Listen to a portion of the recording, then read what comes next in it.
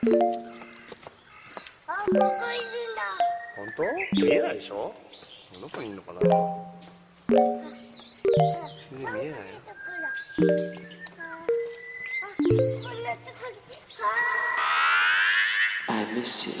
What's good, Internet? It is Friday, March 19th, and you are listening to Waypoint Radio, episode 381. I'm your host, Austin Walker. Joining me today, Ricardo Contreras. It's the freaking weekend. You can't say that today because we're recording it on a Thursday. I want it to be I take over, it back. You're allowed to do that for our listeners. You're allowed to bring the listeners to the freaking weekend. That is acceptable. That is part of our duty. Is that even though we record this ahead of time, the good energy of the weekend a little into our week. That would be great. I would love that. It's like a miserable rainy day. I don't hate this sort of weather, but it is that style of just like dreary Thursday right now or when we're recording. So yeah, I appreciate your desire to bring some of the weekend energy here. When it's this dreary out, I like it to be a little cool to go along with it, and then I'm fine. Yeah. It's good. But my apartment, it's fucking hot because it's right in that temperature zone where the radiators are still on, but it's on for too long for how cold it is outside. It's not that cold outside. Yeah, it's rough. So now it's gross and humid in my house. Not a fan. Patrick, how's the weather there in sunny Chicago?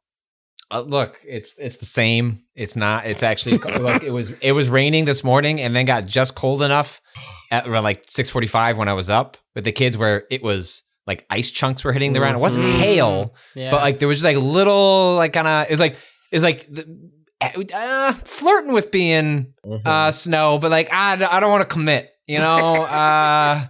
Just thinking about it, and then it got through the clouds, and I was like, nah, I'm gonna be rain. Like, come on, it's gonna be 60 this weekend, so let's not do this. Yeah, I cannot fucking wait. It was 60 here a couple weeks ago, and it was just like beautiful. You know, long walks every day. Just like felt like I was in my neighborhood again. Beautiful, just perfect living, clean living. But no, this week, you're not clean living. I've slowly watched you go through the Snyderverse on Discord this week. I clean my ass. That's what I'm saying. This week, no clean living. 2 weeks ago, clean living. And then, the weather goes down. Austin rolls up his sleeves and goes, like, time to watch all I don't even like Snyder superhero films. movies. Let me just watch all the DC EU. I finished rewatching BVS. UE. Right, it's Ultimate Edition. That's the extended cut. It's called BVS DOJ. It's Dawn of Justice. right. BVS DOJ UE Ultimate Edition or something like that. I just watched that last night. You know what? Yeah, first two-thirds of that movie.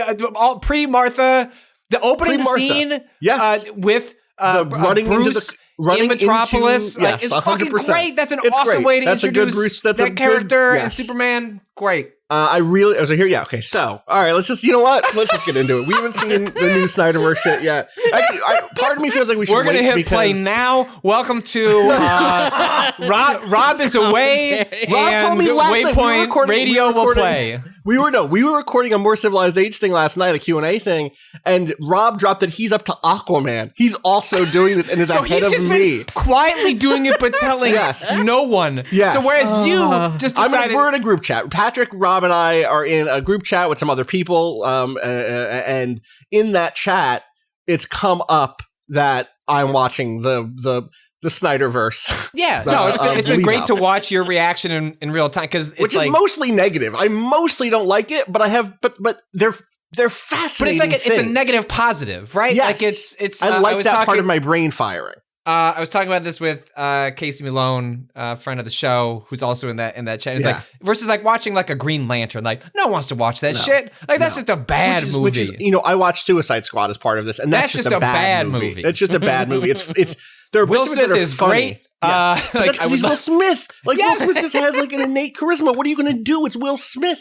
I didn't like Man of Steel very much. Put him in a movie twice. That's what you do. That's what you do. You put him in. He deserves to be in a movie. Any movie he's in twice. Gemini Man, his whole catalog.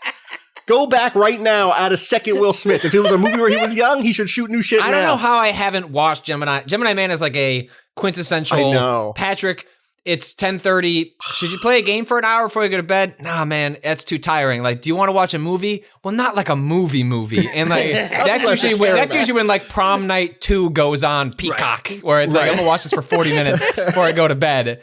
And I don't know how Gemini Man has not, because that would just be like, right? I just want to watch 40 minutes of it and never see, and then I'll watch 40 minutes of it 2 years from now and be like, this is on a plane or something. You know what I mean? Yeah. So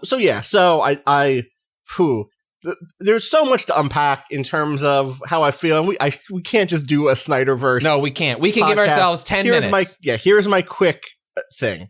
I decided, I'm like, fuck it, I'll watch a 4-hour movie that I'm not interested in at all because it's going to be like the thing of the week that week. But the pop culture synthesis of this moment is so fascinating. Because I grew up as a Marvel person and then fell off those Marvel movies, which we've talked about to death across the years. I've never been a big DC comics reader, but I've liked bits of stuff here and there outside of it.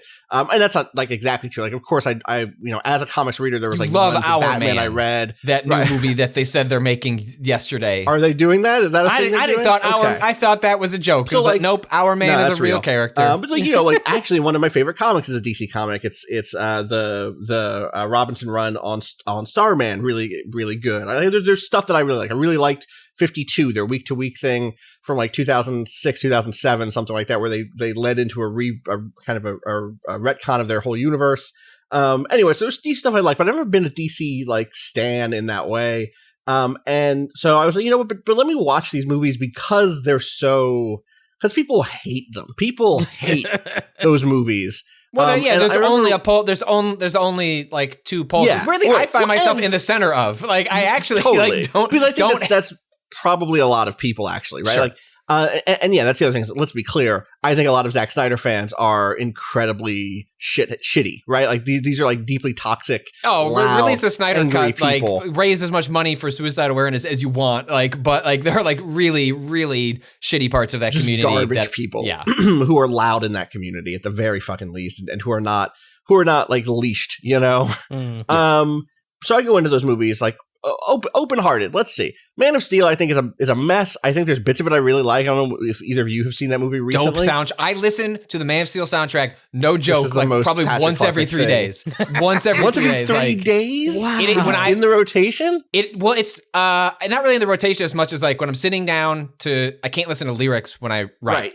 So I have like a lot of movie soundtracks, gotcha. M83, like I can listen to like choral stuff, like but I can't listen. I don't want to listen to actual like composed like pop songs and stuff. So it's a lot of movie soundtracks, and for whatever reason, like I think the Man of Steel, like I think the Superman theme that Hans Zimmer came up with is great. Like I really genuinely like the Hans Zimmer theme, and so I've just listened to that soundtrack multiple times. When I saw on Apple Music that there was like an extended soundtrack edition, it was like one of the greatest days of my life. I was like, oh, there's more of this. Now no one's gonna stop me from transcribing this Monster Hunter interview. But then I have complicated feelings where it's like I've listened to the Man of Steel one too much, and I was like, I need like a little Man of Steel adjacent. And I'm like, I'll get into that BVS DOJ UE. But the problem is that's a mashup of Hans Zimmer and Junkie XL, and I like Junkie XL, who like has done some good soundtracks, but it's just a little more like noise. Like it's loud. Like I love the Mad Max soundtrack, and I even like the Wonder Woman theme that he's done, but it's a little more that I'm at a rock concert, which is like I'm trying to write about like Signs of the Sojourner here, like chill, junkie. So yeah, the Man of Steel I think is kind of messy, and just like I felt like there were like 4 different Supermen in that movie, and they didn't ever really cross paths. If you want like the boys adjacent or like a murderous Superman, like I'm here for that movie, but like that's not what that character is. Or like you have to build. He isn't like that for most of the movie, and then he is in key moments, and like I wanted lines drawn. I think Zod is really good. Michael Shannon is just incredible. Yeah, he's a blast to watch. Who is Maquette? Is that Diane Lane? Is that who that is? Yes. She's fantastic in it. She's Lord fucking Rock. But I think that movie's a mess. Like I think there's like let me die in this tornado, son. Don't show yourself to the world. There's so much wrong with that scene that is like both in terms of just like continuity, like why the fuck are you doing this, and also in terms of like what is the message being sent about this, and like that's a movie that's like. The most generous reading of that movie is don't hide your light under the bushel barrel, right? But like what it really is like don't let people around you tell you not to excel, even if it, and also governments can't stop the powerful from doing what they want because the powerful will fundamentally be the ones who protect us. So stop regulating Superman, asshole. And that's just the Fountainhead. That's just Atlas Shrugged. That's just like Ayn Rand shit. That's like one of Snyder's upcoming projects. So, okay, well, there we go. And then so then after that, Batman v Superman, I just think is like such a step above. And in turn, I was trying to figure out how to talk about this again with friend of the site, Casey Malone, and explaining that like that movie feels like such an AU to me. Like, obviously, all superhero movies are AUs in their own, all alternate universes, right? In the sense that like they are reworking material from the comic books. In order to make it palatable to a different format and a different audience. It's like what they do. And so they retell parts of the stories and they leave other parts out. In Man of Steel does this too, but it bugged me more for some reason. But in Man of Steel, the big thing was like, there's no Superman before there's Kryptons, right? Like, or I guess, is that what we're calling them? Not Kryptons. What do we, people from Krypton called? Kryptonians, thank you. Like the world, Clark Kent goes around and like takes odd jobs and like helps people occasionally, but he never actually puts on the suit and does heroic things until Kryptonian technology is revealed to the world, and the Kryptonians Zod comes to fuck him up. And so in like the public imagination around this, the weirdest thing is that like Superman coexists at the same moment as these aliens are coming to fuck us up. Where like we're not alone. Comics, that's not the like case. Aliens exist. Right. Also, a god lives among us. And also a god lives among us. But not, oh yeah, that guy who's been saving us for 10 years. No, he fucked up those buildings, which is why I think the opening of that movie is brilliant, because it's terrifying. Why, yes. And that's why like I think the Batman v Superman stuff helps to like sell that stuff as like, okay, I get why you wanted to get to there, was because you wanted to justify the response of Bruce Wayne, who fears things but loves people and is willing to put himself in harm's way to save people's lives and all that. And I just think Ben Affleck, probably a piece of shit. I think maybe definitely a piece of shit. I can't quite remember how much knowledge we're supposed to fall. Like, I don't remember. I'm not a celebrity like gossip person. I'm also just bad at keeping up with who has done. But he's a good Bruce and he's a good Batman. I responded well to his Batman. I responded well to his Bruce Wayne. His like brooding, middle-aged, down on his luck. Robin's already dead. I bought him holding this at the top of this building, holding a sniper rifle. I'm like, yeah, sure, 100%. Fine. There's a strange dream sequence, future, like who knows? I haven't seen Justice League yet, so I don't know if bug people and post-apocalyptic world happens. That's like I think that's like Batman has weird dreams, right? No, that's all setting up like Darkseid and can't wait. Which is like my least favorite part stuff of that movie is what was it? Not, is it Apocalypse? Is that the Apocalypse is the planet? No, but then what's the creature at the end of it? The one that kills? Oh, Doomsday. Doomsday. Yeah.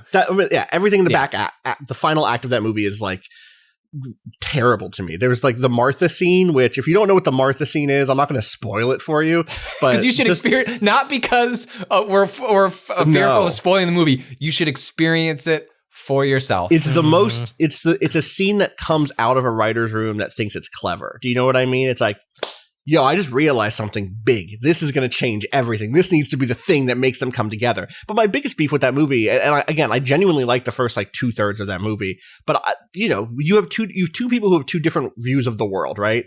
And Bruce Wayne says this to Superman at one point, which is like, you had parents who taught you that to be hopeful and the world was good, and that like that you should reach out to other people and help people. And my life has taught me that like the world fundamentally is filled with things that are going to crash into each other and hurt each other and hurt people. And it's my job to try to like remedy that as best as I can. And then it's messy, and it's not just like I come and save the day and like everyone's safe. It's like actually like some people deserve to die, and like he's like a much more nihilistic view of what it means to like save people. Yeah, exactly. The exact quote, just to get it right, is, I bet your parents taught you that you mean something, that you're here for a reason. My parents taught me a different lesson. Dying in the gutter for no reason at all is so overwritten. They taught me the world only makes sense if you force it to. Those are their two views, right? That like you either have to, you're born with some sort of internal destiny or like meet a purpose on this world, or you fucking claw your way to one. And they never remedy those two different perspectives. They just find brief common ground, and then they treat it from that point forward in that movie as if it's like their best friends, as like they talk to other people in their lives like they're buddies. Yeah, and it's the final scene, like when he's talking to Wonder Woman at the funeral, is like, I failed him in life, but I won't fail him in death. And it's like, I feel like I missed a movie. Like, not that I need like the BVS DOJ UE Deluxe edition, but I was like, I feel like I'm missing like that movie when it cuts to like we need the big action scene. It's like, no, actually we need you guys to like walk away and then have another movie where we build up to this fight where you like resolve. You guys go for coffee. That you only need in one scene is just to actually have resolution to like the ideological friction. Because actually you aren't that far apart. No, but you need to do it on the screen. You have to show it. Anyway, Cado, what was your question? You said, excuse me. Does Batman die? No, Superman dies. The premise of Justice League as a movie is that Superman dies. Sorry, I was Superman dies. Doomsday, but they do that at the end. Well, they kill each other. The final act is. This is also part of it that makes no sense. Yeah, is that Lex Luthor creates Doomsday in like on a Kryptonian ship using and like overriding the safety protocols. Like there's actually goofy. A very good. I love him in this movie. It's a great Lex Luthor. There's like Jesse Eisenberg. Yeah, go ahead, Cado. Doesn't Superman? So in my mind, I haven't read this in a long ass time, but doesn't Superman die at the beginning of that arc? Isn't the whole point? No, there's a whole Doomsday arc that then ends with the death of Superman. Doomsday, like in the comics, exists before. Maybe I started on that issue for some reason, and in my mind, that's what that arc is. Is like he dies, and then it's about the fallout. There is the death and return of Superman ends up being like the overarching thing, and then you get like the four Supermen who show up. You get Steel and the one who has the cool sunglasses, and his name starts with an E. You get Cyborg Superman. You get Superboy. Like it's a whole melange of Supermen. Those are not the four Supermen who show up in Man of Steel. Those are just four different versions of someone trying to write a Superman story. But yeah, I will say the death scene at the end of BVS is actually incredible. There's like a moment in which he has to exchange blows with Doomsday in such a way that like, in the comic, they just fight each other until they both die, right? And I went back and reread that sequence because I was like curious, like, oh, what is this just lifted from that sequence? Is this kind of visual moment? We're like, again, we're deep in spoilers for Man of Steel at this point, or not Man of Steel, for Batman vs Superman. But he basically gets impaled he impales Doomsday with like a kryptonite spear, and then also gets impaled. It weakens him, but right. And he gets impaled on one of Doomsday's like spikes, and then he like pulls himself further onto the spike so that he can push the spear all the way in. And I'm like, that's a Superman moment. That's like an incredible. It's too bloody for like what I think of as Superman. Well, and it's like in the midst of like a giant green screen, which totally. So I don't think it's not beautiful, but I think the essence of who is Superman, how do I communicate that to a 2018 audience, whenever that movie came out. I think fundamentally worked for me. So everything before, I guess also the thing postmark the scene that worked was that Batman fight scene in the warehouse or whatever, where it's just a good Batman fight scene, even though he definitely kills people with grenades and guns. He does, in my mind, then when he's like when he's crawling along the ceiling, I'm like, that stuff works for me. Like the way he shows up, like Jason Voorhees at the end to like threaten Eisenberg with like, he's like, you're going to Arkham, and it's just there's a It's not a very flattering set of movies about those characters, which is interesting. Like because I don't think that's how Snyder views them. No, like, and I don't like Zack Snyder's oeuvre. I went to see 300 with some friends when it came out, and we laughed through the whole thing, which upset a lot of frat dudes in the audience. I couldn't get through the first couple of sequences of Sucker Punch, and I've never gone back. I do not like his Watchmen interpretation. I know there are people. I'll defend 300 in the context in which it was released, which is that his style was so arresting that it sounds like you were able to watch 300 and like see through that. And I don't think that was most. I don't think that was most people. I watched 300 and was just like, "Yo, the slow mo is dope," and I'm here for it. Right. So all of that said, I'm curious about. I mean, I guess briefly, yes, I watched Suicide Squad. That movie's bad. The first like 40 minutes of it are like trailers for each of the characters in that movie. Basically, it's very funny and bad. It's just not. It again. It's Will Smith is great. I don't like their Harley Quinn very much. They don't give her much to work with. Birds of Prey is a like if you're going down this path at some point you should just watch Birds of Prey. It's a well-made movie and at least gives her more to work with. I didn't love Wonder Woman. I get it. I think it's well made. I think there's some fun action sequences. I think that her rapport with Chris Pine is that's solid. the whole movie. The movie around them is not particularly strong, but the two of them, anytime they're in a scene together, here's my double whammy. One, good. I don't like fish out of water time travel stories where it's like this person it doesn't understand what ice cream is. I think the ice cream scene is actually like a good example of it that works. But mostly like her trying on clothes and not knowing what clothes are because whatever that stuff is like it doesn't tick a box for me. It doesn't move me in any way. But the thing that really bugged me about their depiction of her is she can be as foolish and naive and childlike as she wants in some scenes, and then the next scene like knows more because she's read a bunch of books. And I wish they had just gone book smart but street not streetwise instead of she sometimes feels like a hot strong 13-year-old is how she's written. Where like she's like, well, I just killed like the bad guy swap. and the war ends. Right, exactly. And it's like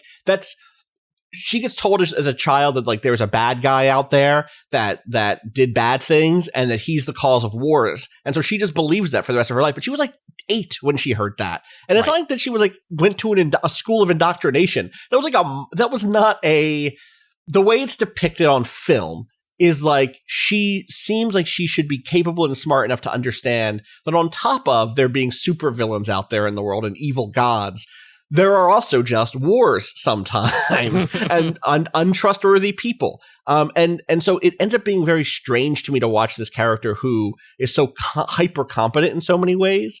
And who again does talk about how she understands like they sidestep sexual tension by having her have read books about sex and pleasure or not sidestep sexual tension. There is sexual tension. They allow there to be sexual tension by saying, listen, she is informed enough to engage in this sort of flirtation. This is not a 13-year-old having flirtation with the hottest man on the world, Chris Pine. He's extremely hot in this movie. She is like, knowledgeable, agentic, able to engage in this. But then like 30 seconds later, she is saying the stupidest shit you've ever heard because she's from an island and doesn't know how the world works. Yeah. And that stuff just doesn't work for me that well. But it's just I mean, it felt like they were trying to make the idea of having that sort of religion actually be the thing that you like believed in full-heartedly, and it didn't like they don't show that though. Like if you give me some like temple scenes up top where everyone is like, give me the minute of hate against Ares or whatever, if I felt that I would have been in on it. Also, it's just hard to separate the Gal Gadot IDF shit from a movie. From a movie that... Well, don't worry. They don't even try to do that by the time they get to Wonder Woman 1984. I heard. They just straight up throw her ideology into the movie. So. Oh, rough. Anyway, so that's my lead up. I'm going to watch that stupid movie. I'm probably not going to watch anything after it. I'm not going to watch Aquaman. I'm not going to watch 1984. I'm not going to watch... Is there another one? Is that it? I guess the Batman is going to be in a different continuity now, right? Yes. Yeah, I hope so. I don't know where that's going to end up like falling necessarily. My guess is they will just end up with like throwing it all like, hey, we're introducing multiverse, which means we can just make the moves we want and not worry about acknowledging the other ones unless we want to do some, crisis on. But like, they'll do crisis in a couple years or whatever. Well, but the CW already did it. Right, that's the thing, right? This is the thing that the DC fans in my life are like, we already have a really good representative DC visual media on top of comic, like, like moving pictures, and it's the TV shows. People I know love those CW shows. I haven't watched any of them, but it's either like you don't care for it at all, or like you're all in and you're also watching Legends of Tomorrow. The whole Arrowverse. You're watching, right? Yeah, totally. And I've again, and I'm that for MCU, so it's like I'm not slinging stones. I'm just like, yeah, like I'm ready for Falcon and the Winter Soldier. Like, let's go. Right. Anyway. I'm excited to throw 4 hours of my fucking life away. It's going to be longer than that because I like pause and rewatch scenes like a stupid person, like just an absolute fool. I know what I'll do. I'll rewatch. That was a cool scene. Let me rewatch that and take notes. Shut up. Go away. Read a book, Austin. I'm gonna have to see what happens. Like when I showed Katie, it was a long time DC person. Like was so and then converted to Marvel. Via the MCU, whereas I didn't have an allegiance either way, and then just kind of like fell into the MCU, and then like I think Suicide Squad broke her. Like so Harley Quinn is like one of her all-time favorite characters, and it was like, oh, this seems like a great actress and choice for all of this. Like great, like this is gonna Robbie's a great actress. This is gonna be awesome, and like. Just that movie is filled with great actors and actresses, and none of them get watching her come out of that was like me watching the Dark Tower film. Right. Like I usually can go into movies with like proper like this doesn't ruin the thing that you love. Like remakes don't ruin the originals, and then sometimes you just watch a thing and you just aren't allowed to like keep that objectivity. Like it actually does like break you on in your soul or whatever that is inside us. For her, that was Suicide Squad came out, was like, we got to go to a bar. I was like, I think we have to go home. She's like, I need to get a drink before we go home. And I was like, okay, you're like sad. Like you're actually sad. And I came out of the Dark Tower just being like, fuck, they're never going to adapt this again. Like the one shot in my lifetime was this terrible film, except for Idris Elba. He was pretty good in it. Yeah, well, that's, take what you can get. Anyway, so this is all to say, I showed her the trailer for the Snyder Cut, and she was like, oh, well, like maybe it'll be better. I was like, it's been like 4 hours long. She's like, that might parts, because that's the thing I've heard now, right? There are 6 parts to this movie. Yeah, and apparently it's acts. So it's like So I'm wondering if that's like how episodes. It was originally going to be episodic. It was like legitimately going to be 4 movies that came out like over the course of a month, which I would have preferred. Yeah, sure. But I don't know. We'll see what happens. Funny. We'll see what happens tonight. I'll put it on the Letterboxd watch list, and we'll see what she picks. We'll see what happens. Yeah, put it put it out on the buffet. Maybe she'll be like, I'd rather be sad and watch Nomadland instead. It's like, okay, yeah, fair. I'd rather watch a good movie. Anyway, yeah, I'm sure we will wrap back around to the Snyder Cut because it has been. Some context is very much like I've spent the last 3 years privately making fun of it. And now this is me being like, I'll give it a fucking shot. Listen, I'm good on my word. I said if this fucking thing came out, I'd watch it. I'm going to watch it. I won't like it probably, but maybe I will. In some ways, though, his Watchmen movie was my version of that Suicide Squad response, which is like, sure. I talked a big game going into it, being like, it's just an adaptation. It's not going to change my relationship with the work. And I watched it, I was like, it's all right. Yep. Someone want my copy or not? Sometimes it happens. Yeah. So we should talk about video games probably instead of just superhero movies. Well, that was only 10 minutes. We're good. Oh, yeah. That definitely stayed in that 10-minute slot for sure. That's how time works. Well, when Superman flies backwards, but not Earth. So far that he turns time backwards, but just enough to like make things slower. Right. We get extra minutes. So he just thinks when he goes back. When he goes back in time, can he change the future when he does that, or is he just visiting? How does Superman's time travel? I think this is like a. Am I opening too many of the thing? Right. He does not. The thing is, I think that almost happened, or that only happened in the movie. I want to say that happened in Superman 2. Also, maybe it was if you go back in time, aren't you just creating like a multiverse? Like you're not actually influencing a future; you're just creating a new present. Was not interested in the multiverse in 1978. Okay. He was interested in giving viewers an incredible depiction of a man with great power who wanted to save the day so bad that he flew around the planet so much that he was able to turn time back and prevent floods from happening. The Flash can actually go so fast he goes back in time, though. That's actually true. This is a thing the Flash can fucking do. Of course. But that's because the Flash is like not just a fast guy. He has like the fucking Speed Force or whatever. Speed Force. Yeah. The Speed Force. He's a Sonic. Anyway, he's a Sonic. Sonic is a Flash. All right. Yeah, Tails is a Green Lantern. Yeah. I feel like he has like stuff. You know what I mean? He's inventive. I thought more like Cyborg. Knuckles is a Cyborg could be a Green Lantern. They could both be Green Lanterns. There's a lot of Green Lanterns. Well, I guess it has to be DC. I was gonna say Hulkish. He's kind of Knuckles, but what's our Hulk equivalent in DC? There's Cyborg is kind of the brawly one, right? Is the issue. Yeah, but that's like Justice League. Yeah. I feel like you just there are a lot of big creature like people in DC. You get Killer Croc, you get like Solomon Grundy, you get like a Swamp Thing. Like a Swamp Thing. But they're usually the villains. Well, I guess in Swamp the Thing beginning, Knuckles was a villain for a hot second, but he was just being manipulated by Dr. Robotnik. That's true. Well, write in. Let us know who is the Knuckles analog in the DC world. Please let us know. Also, Dr. Robotnik, just the whole Sonic cast. If you could cast the Sonic characters as DC, let us know. DC characters, let us know, please. Dr. Robotnik is the Blue Beetle. Sure. Yeah. God. Video games. Who's got them? Who's played them? Patrick, did you end up playing Adios? I did. Yeah, I started and finished it last night. That game is not super long, but I liked it. I ended up having Adios is a game that just came out on Steam and Xbox. It is on Xbox. Awesome. Good. I'm always glad when games like this get console releases because it can seem so often that like the console isn't the place for like short narrative experimental games, you know? Right.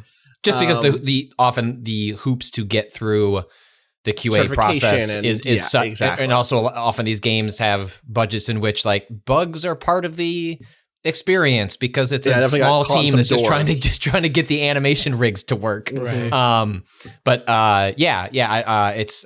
saw discussion of it being on Xbox, although I played it on PC. It is a short first person narrative experience about. I mean, like the funniest thing is like the premise is very clear up front in like the ad copy. You know what I mean? Like the description for this game on Steam is a pig farmer decides he no longer wants to dispose of bodies for the mob. What follows is a discussion between him and his would-be killer. That's the game. Yeah, and there's no like, what's the twist? There's not that's what the game is for roughly 90 minutes. Yeah. And it is a first person experience. You're kind of walking around this farm that you have where you have pigs and goats and a horse. It's a good horse. And a little lake pond nearby. It's a pond nearby. Decent fishing game for that like, fishing the scope scope of the game. That's like, a fun little.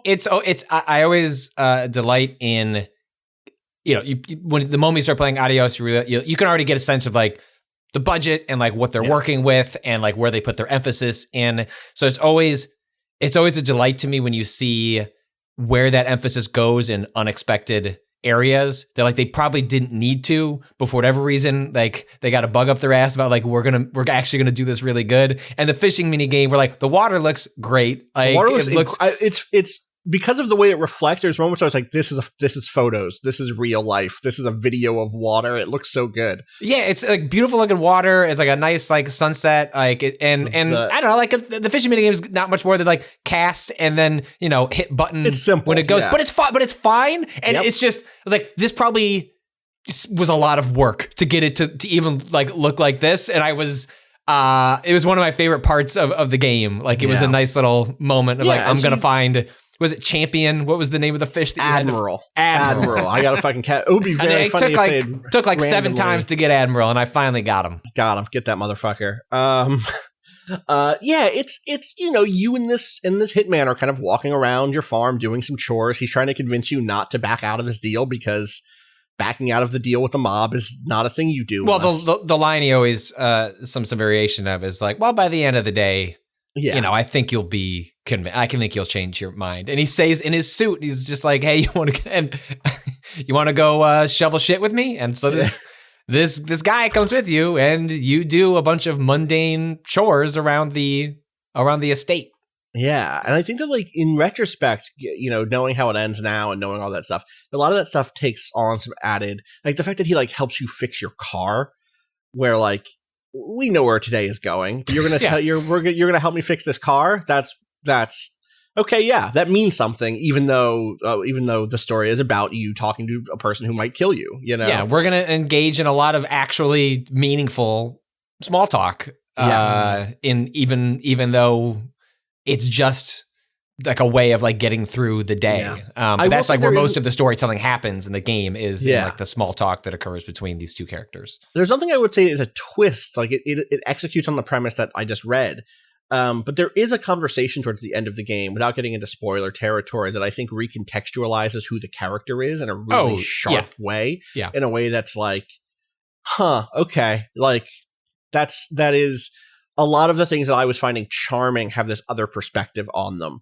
And I think that that's a fascinating element. I don't know that conversation fully worked for me. I knew what they were going for, and I liked the shade that it gives the character. It came it was a little out of nowhere tonally. It's the only voice acting in the game that I feel slips into melodrama, into like TV movie, because of how you get into an argument with someone basically, and that argument boils over in such a way that no other conversation.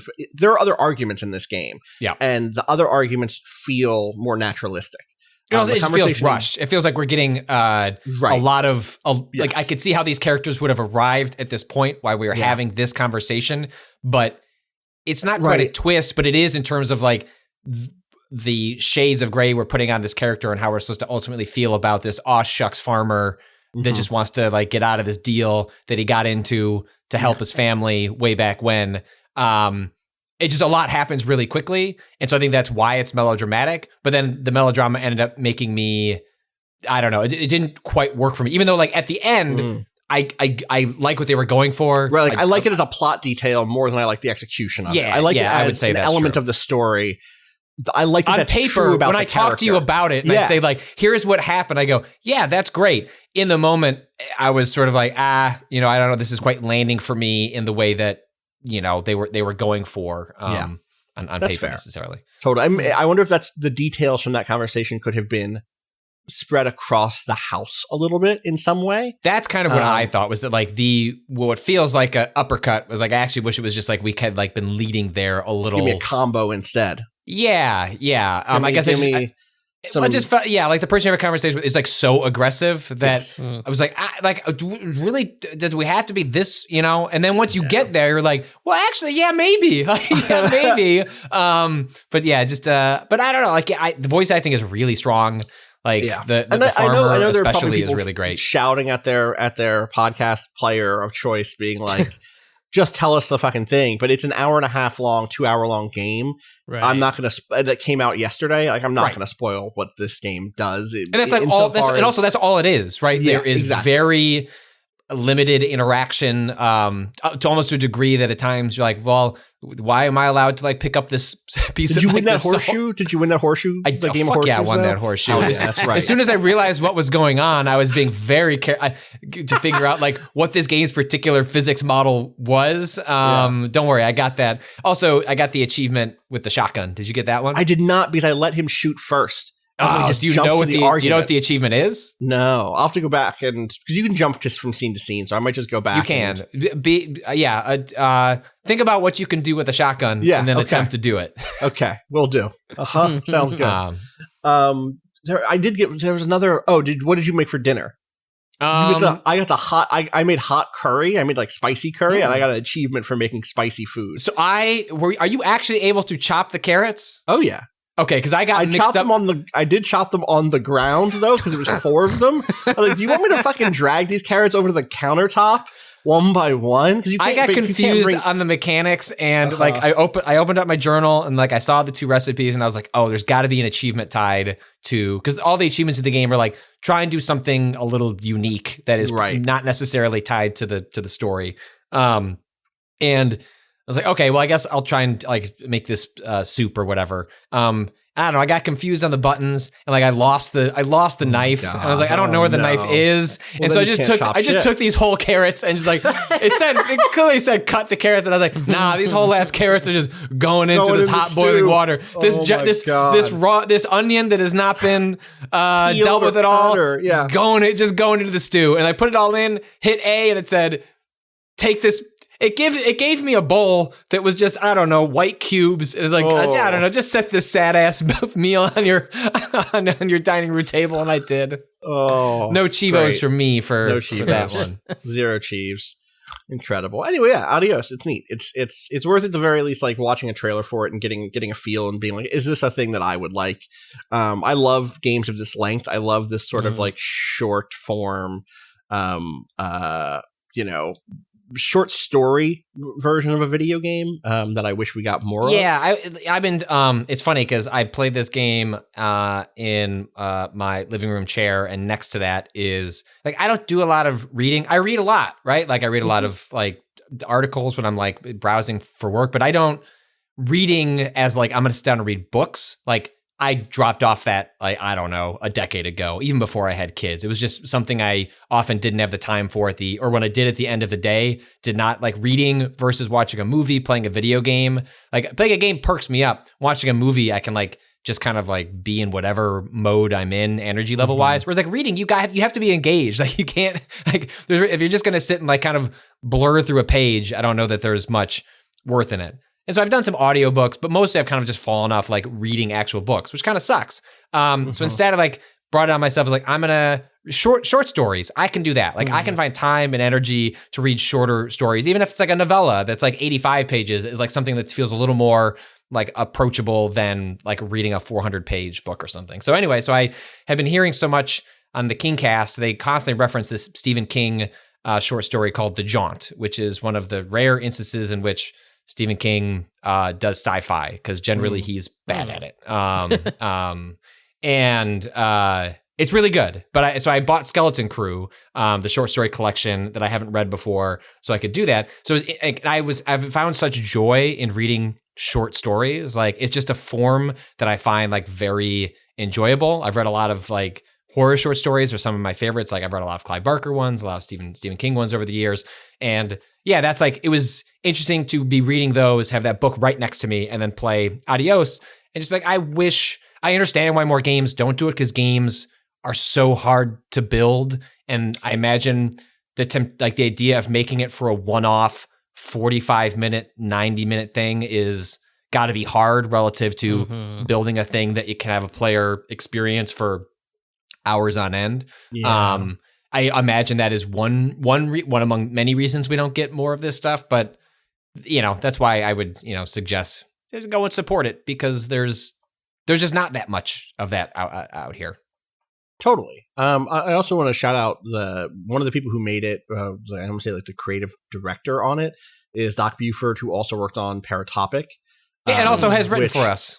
Right, yeah, totally. Disclosure. Disclosure, yes. Director has written for Waypoint at various but points. You're totally right. But yeah, I really like Paratopic. And Paratopic had other people, working on it also. I think there was 4 people. But this is the common thread between the two of those. But there is a common thread there. And Paratopic also a really great little short story game. Yes. A little short story kind of horror, horror surrealism game that is interesting. So people should check that out if they liked this. There's definitely, I would say, some connective tissue between them. I also want to say one more time, I really liked, other than that one conversation, which I feel like is executed a little ham-fistedly. I think the dialogue between the two leads, and then the occasional other speakers in this game is really good. Like it's a certain sort of delivery that feels rare in video games. In terms of it's really understated. That's exactly it. Yeah, in a way that then feels very naturalistic. Like games dialogue is always so not over the top, but it's so important because it's like a character is speaking to you, right? And they're telling you to go through that door. Yeah, you know what I mean? Like, whereas here there are little asides and dead ends in conversation and topic changes, and it flows in the way that a conversation between people often goes, which is like you start talking about one thing and you find yourself talking about something else. And I do like that you can like ask the question you really wanted to ask. Yes. And like the UI is interesting because there are instances where you don't have a ton of choice. Like it's, you're mostly just like sitting through a story. And and you're like walking around this farm going to like kind of like prefabbed sequences, like to the point that, you know, like you walk up to an area and it says like sequence about to start. Like it's that like literal. But I do like one of the little bits they have in the UI, which is, you know, you can on the D-pad. I was playing with a controller. You know, it's like up, down, left, right, and like these are your different options for the dialogue. Well, there'll be ones that are like lit up, and those are ones you can pick, and then there are ones that are grayed out that you cannot pick. And those are basically like thoughts that the character is having that they would maybe like to say in the conversation, but can't bring themselves to say for whatever reason. And I will say in the sequence that, you know, we were being critical of, I think that's like the most effective use of that mechanic is they allow, there's a way for the character to have an inner monologue that isn't spoken dialogue. And the player is just reading that and internalizing it. And I think that actually like does a decent job throughout the entire story of like allowing, you know, it's a reading. One of the advantages of books over other mediums is like characters can have an inner dialogue that like makes sense to the reader, and like it's hard to convey in games or film, but like in the written word, like it's much easier to convey like the inner self of a character. And that's an interesting way of getting away with that in a video game that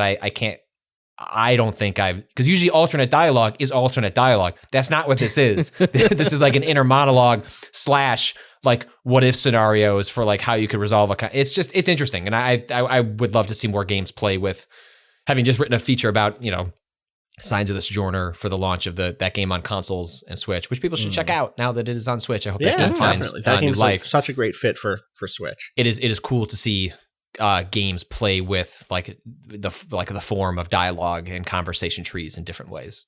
Totally. Before we take a break, I just wanted to quickly shout out, you know what, maybe this is a thing that I want to talk about I haven't played enough of it to do the deep dive, and also I think, Patrick, I want you to play this game to talk about, because it's a horror game, and I want your thoughts on it. Mundaun, which the hand-drawn horror game. Yes, dude, it is. The trailer didn't do. I get targeted by PR people, so I get a lot of these games, and like no, you know, in the kindest ways possible. Like a lot of them don't look very good, and so often it is the case that I'm browsing through like 7 horror pitches in an email per day, and I looked this one. The trailer didn't do much anything for me, but then a couple of people on Twitter like had like not just like good praise, but like this is one of the most interesting horror games I've ever played, and I was like, okay, all right. Now it's going the other way, right? Where it's like, this is too much pressure on it. Can it live up to that? I will say, so I'm very early on in this game. It freaked me the fuck out.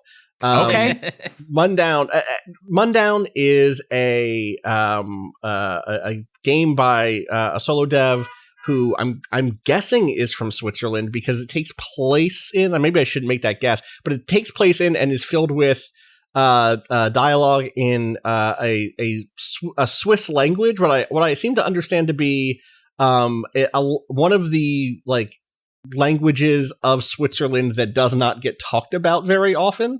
The Romansh language, which apparently this is now me Googling it, is a Romance language descending from Vulgar Latin, the spoken language of the Roman Empire. So it's almost like you're hearing a version of like Latin that feels like it's spoken by people who just like live up in the mountains somewhere. It takes place in the mountains of Switzerland.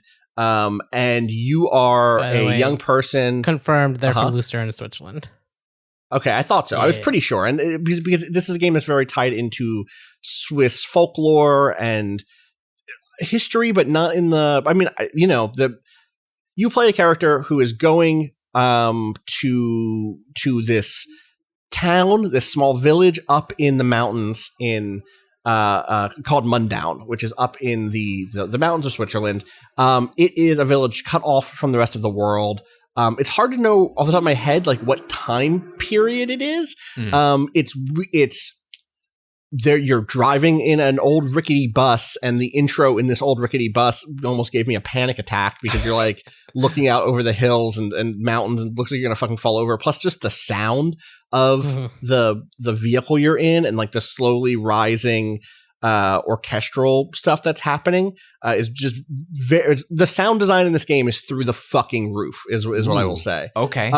Which like is what horror is often, right? Like horror is often in the audio.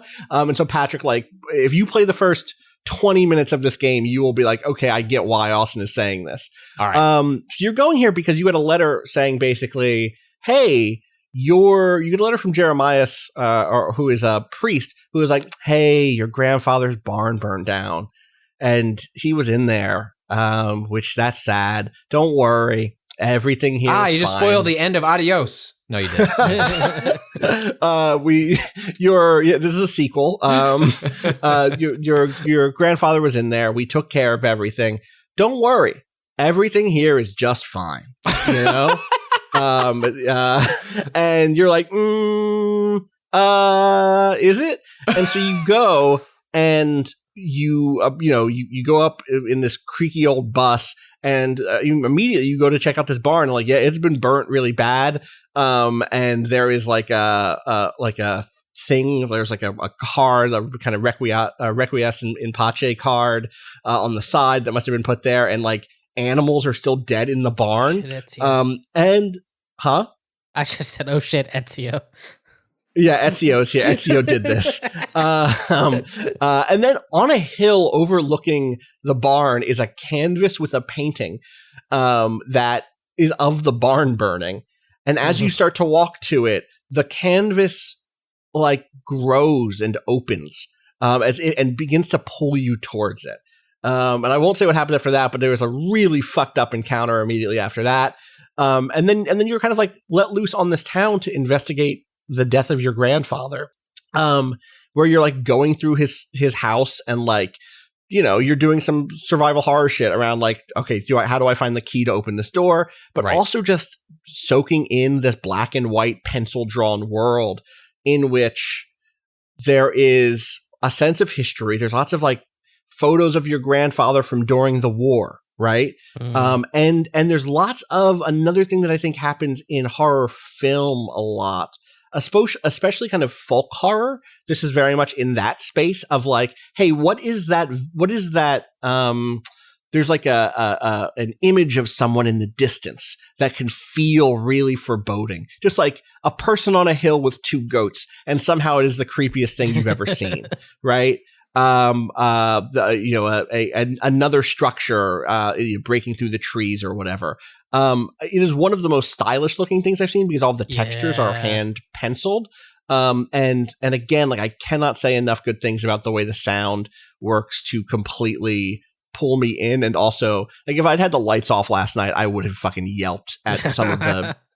It's weird to even call them jump scares, but they're jump scary in some instances, in the sense of like.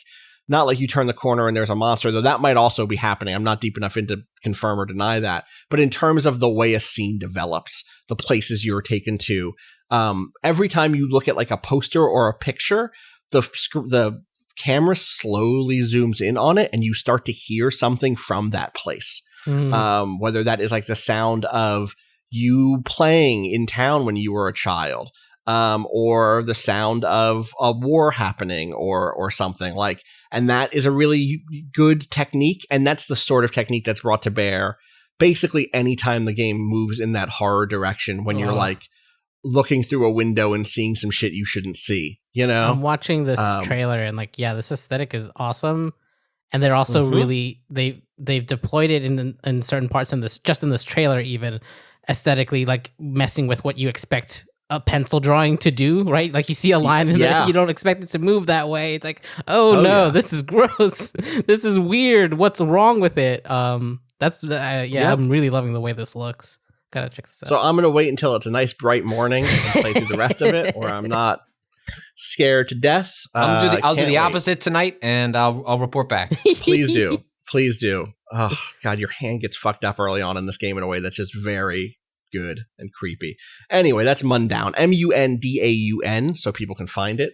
I want to say that this also came out not just on PC, but also on some other consoles. It's on basically everything. It looks like PlayStation. Wait, is that Switch? Hold on. Shit! I accidentally closed the window. Yeah, well, you get it, right? Yeah, it's out there. It's out on stuff. It's on stuff.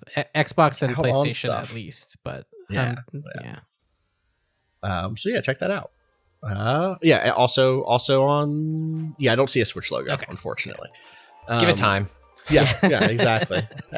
Put everything on Switch. All right, let's take a break, and when we come back, we can talk about some more games.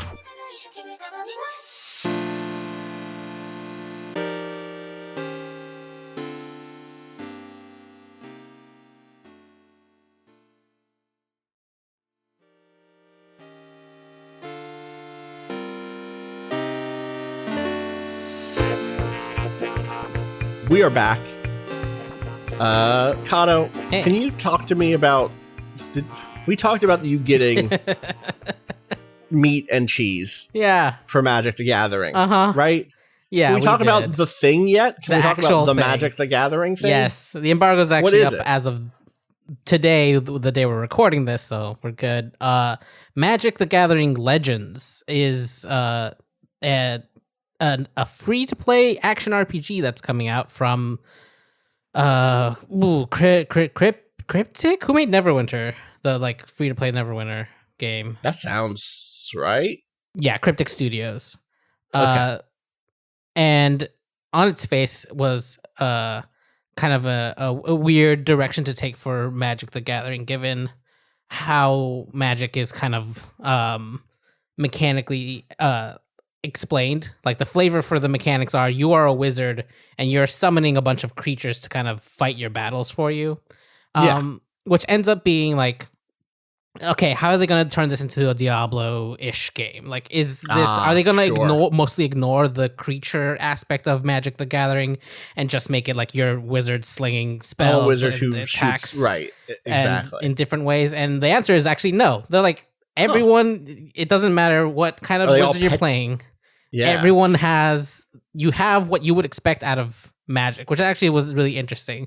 I think that's the most interesting thing that I found about this game is the way that you translated the ideas of Magic into this new format. So essentially it's imagine Diablo in your head, except that all of your characters are wizards. They just have different kind of spells. And essentially, are they broken? Are they 4 different types of wizards that, or like, are they characters from Magic, or are they? I guess this is already the case. Do they all have just like a color associated with them? They're just a color associated. They're different classes, right? You will meet other planes, like the famous planeswalkers are like they're in the game, but you are playing your own specific planeswalker. Okay. And I see here: Sanctifier, Mind Mage, Geomancer, Necromancer, Beast Caller. Yeah. I said 4. It should 5. There's 5 colors of Magic, right? Yeah. So you it's been a long time. You pick one of these classes, and what's interesting about this is that instead of unlocking abilities down a tree or as you level up the way you would in Diablo, you are unlocking cards. You make a deck in this game. Your abilities, you're like 1, 2, 3, 4 on your keyboard are different cards that have mana costs. Your mana is still color coded, and most of these decks are meant to be played as 2-color decks. So like you kind of see a bar at the bottom of the screen filling up with like a little red sections and little white sections if you're playing like the red-white deck or whatever. And then so each of those the crossover color, is that predetermined? Like if I decide to play as the red, whatever the red mage was, I already forget what I said it was a second ago. So this is actually what's do I decide what to splash into my? So this is what's really interesting is actually as the classes themselves and the decks do not have to line up. I was playing the Necromancer black class with a green blue deck or whatever for part of this. You have Necromancer. Then what makes you a Necromancer? Each class has its own like ability tree, not ability, but like passive tree and 2 abilities that are separate from the deck. Interesting. So like you have these 2 standard abilities that are kind of on their own cooldowns that are match the flavor of whatever color you're doing. I think the white mage has like a heal that will heal all of your minions and things like that. And then the deck itself is separate, and you can build that, I believe, with whatever 2 color. Like you can build those, and it's just like the only limit is you could only have up to 2 colors. They were Gotcha. like, the systems, I asked them about this and they were like, the system kind of buckled under having multicolors past a certain point, and like certain combos that you would want to pull off wouldn't come up enough. Like they were just like, just for like balancing purposes, we're sticking to two color. And so what's interesting is that the decks themselves end up being around 12 cards, but you only have 4 of them up at a time. So it becomes this kind of thing of like, all right, when like, you know, like just like the way that you play Magic and you kind of have to prioritize certain things while you're waiting for something else to come up for a certain combo or things like that. It really has that same feel of, oh, I know what is in this deck. Like you have to kind of know, and like, which is pretty easy given that the max size is 12. So you kind of know all the things that are in there. And I have to like, I know that I can use this now because the combo I'm waiting for doesn't rely on it. There's another piece of it coming up. They also have like those two that are intrinsic to your class that you can always use, those 2 moves that you could always use in case you're like, oh, I want to save this for a slightly better moment. But it's really fun to see as a Magic player. It's really fun to see how they translate certain mechanics. Like there's an idea of a kicker cost in Magic, which is essentially an additional cost past the normal mana cost that will make the spell do something better, basically, most of the time. Yeah. And so they've integrated that in here. Like you hold down the button and then you see the mana kind of you spend more of the mana. Same thing with like X costs, which is the thing where it's like you pay X mana. It's like you hold down the X, you'll see your mana bar kind of slowly drain down as you like charge up the attack.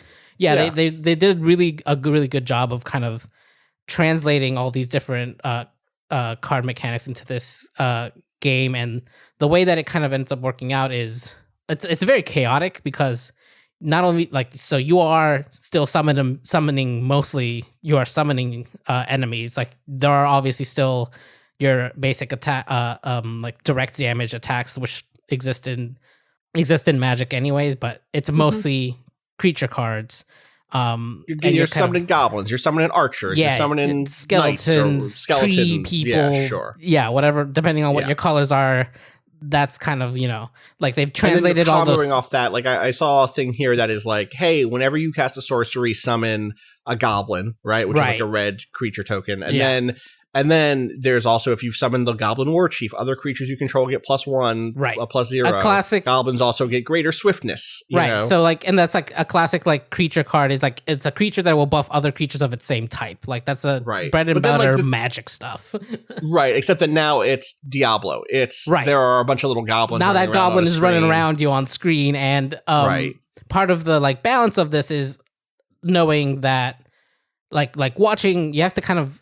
There's a lot more like micromanagement, like in the almost in like the RTS sense. Like you're not actually choosing specifically those units. Like they kind of fight on their own, but you want to watch what their health is, so you know when to, if you have a healing spell that's gonna like re-up your guys, like when to do that, or like when it'll be worth buffing them. Like you don't want to buff them when they're about to die anyways. Yada yada. Right. Like it's really, really interesting, and I'm curious how the story is going to play out, because it's free to play. So like a bunch of the mechanics will apparently, like the thing that they're doing to like monetize it is going to be like card boosters, which is like the thing you expect from like Magic stuff. Yeah, but they say that the behind money, man. Yeah. But they've said that you can unlock cards and you will unlock things just from playing the story. So it's like, that's the part that I have the most. Yeah, exactly. That's the part I have the most kind of question about right at the moment. Because like I just played like a mission, and like the mission itself was, you know, pretty fun. It's a Diablo type thing. Yeah, it's a Diablo type thing. Like you get cool effects and like are able to take out lots of enemies at once with big AoE things, and like getting your tree person to go, like here's the, like there are specific, sometimes a creature will have a specific ability, and then you can like trigger that by selecting it and hitting its button like for whatever its special move is. And so like there's that extra layer of like, a little bit of micromanagement of the individual creatures, but so that's kind of fun. But it's like all of these ideas are really neat, but I'm worried about the structure of it. And you're always curious as how, that balance of like unlocking stuff that is still useful, how long it takes to unlock that stuff before you think about having to or needing to put in money in it, like whether or not you need to put in money in it as like a matter of course, or is like, oh, I don't really need to. It's like, it would be faster this way, I guess, but I'm enjoying playing the game anyway, so it doesn't really matter how long the length it takes to right? grind out whatever. Like totally. I don't put money into Genshin Impact because I'm just grinding out my dailies for Primo Gems anyways, right. And eventually I pull one. It's fine. Like I'm not playing that game in a way where I need to hit every single character that comes up on a banner. And so like I feel like what we know is if there is a model by which that can happen, there will be people who are led to spend that money, and there will be a culture around it in which, we already have something like Genshin, right? We have people who save up or who buy a bunch of Primo Gems and then do a stream of them just drawing, and just kind of like egging other people on to do the same. We already have it in Magic, right? We already have like opening and it's been a big thing in YouTuber culture of Pokemon pack opening this past year has been like a big thing inside of YouTuber culture for some reason. Magic opening packs, like this is a classic thing, like the purpose of that is to make content to get people's eyes on it. But one of the effects is to encourage people to spend money on what is effectively a slot machine, right? Like, in terms of, do you get the thing you're looking for? And then that's one of the reasons I stopped playing Magic, right? Like I started playing living card games like Netrunner instead of playing CCGs like Magic. And at the time, L5R was also L5R might have been on a break at that point, maybe between L5Rs. But like I didn't want to ever have to drop. I never wanted to drop $100 on a case of cards again, or a box of cards, and still be like, now I want to drop $10 on just this one card because I didn't get it, and I'm going to go to the secondary market and just pick up the enchantment I need or whatever, right? I stopped playing Constructed for that reason, and like stuck to Limited, which is like you open packs and you play with those packs and that's it, and then afterwards I would flip it on the secondary market to be able to play Limited again. But like the whole like randomization system in that is rough. It always has been rough, and the one thing that keeps me playing Arena is that you get enough of the like free currency to like continue playing that game and not have any issues without having to put money in it. And it's like, it's a rough system all around. So that's kind of why that's kind of the thing I'm waiting on to see with this game. Really, is like, okay, these mechanics and systems seem neat on when you give me a leveled up character. I got to see what the projection is like, and I got to see what the monetization ends up feeling like. So that's what we're waiting on, I think. Totally. It goes into open beta March 23rd. Also, I want to be clear about a thing that became clear to me from watching footage, but maybe wasn't clear. You have 4 abilities you can play at any one time. Yeah. Two of those are being pulled from your deck? No, all of them are. So to the left and right of that bar of 4 are your 2. There's like 2 little symbols. Those are the 2 abilities that you always have. Oh, I see. And then I see what you're saying. And those are like on Q and R, I think, on the keyboard, for example. And then the kind of cross of abilities in the bottom right of the screen, your 1, 2, 3, 4, your face buttons, I'm guessing, are the actual are pulled from the deck. You're actually pulling your abilities from your deck. Yeah. That's okay. And then you use it and it goes away, you get a new card, right? Like same, like it cycles through things. So like that bit of randomization is fun to kind of play around. That's fun. It's like an extra, instead of having a rotation of like, I know when I'm like, okay, hit my rotation on this combo that I know is how I've built out this barbarian, which like is fun in its own way. This is more like, all right, you're thinking on your feet, what cards do I have available? How much mana do I have at this moment? Because mana doesn't is limited and it regens automatically, but big cards will cost a lot, and you have to manage around like there's a lot of like moment to moment decisions here where like Diablo you can get into kind of a zone with that game until you like get to like a boss, and then you have to like consider your positioning a little bit more and stuff like that. So this is it's a fun twist on that. Part of it sounds interesting to me. So we'll see. Is there a date on this thing? There's an open beta March 23rd. Okay, so that's soon, and then after that, it kind of they say that it'll go 1.0 whenever it's like ready to. So that open beta is going to remain open. It's not a limited beta. No. Gotcha. Cool. Well, that is Magic Legends. Curious to hear more about it from people. Pat, do you want to talk about anything else? Did you bring anything else to chat about? Yeah, I want to at least shout out. I played this game. I played like in 2 hours. They're called. I hope I'm pronouncing this correctly. Fatum Betula. It was Fatum Betula. Gotcha. Fatum Betula. I watched like 3 YouTube videos. They all pronounced it differently, and I was like, all right, I'm just gonna go with Fatum Betula, which was one of them. It's.